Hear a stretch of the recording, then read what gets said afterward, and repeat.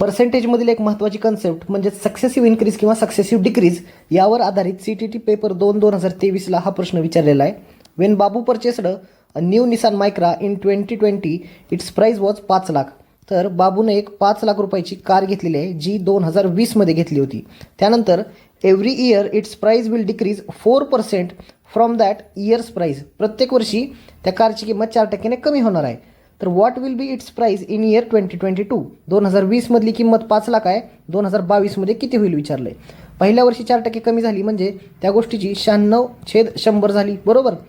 ही झाली 2021ची प्राईस. तशीच 2022ची म्हणलं परत एकदा 4% कमी झाली म्हणजे याला पण 96/100 गुणावं लागेल.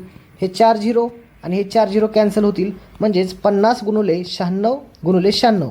हे जर केलं बघा, पूर्ण कॅल्क्युलेशन न करत बसता फक्त युनिट डिजिटचा विचार करू. 6 36 आणि 36 5 जर केलं तर 180 येतं, म्हणजे युनिट डिजिट उत्तराचं 8 असणार आहे. परंतु बघा इथं 2 ऑप्शन आहेत, एक हा ऑप्शन आणि एक हा. याच्यामध्ये युनिट डिजिट 8 आहे, बरोबर. तर याच्यापैकी कोणतं उत्तर असेल तर आपल्याला काय म्हणलेलं आहे, कारची प्राईस डिक्रीज झाली म्हणजे ते उत्तर 5 लाखापेक्षा कमी असेल म्हणजे उत्तर काय येईल 4,60,800 रुपये. जर व्हिडिओ आवडला तर लाईक करा आणि चॅनलला सबस्क्राईब करा.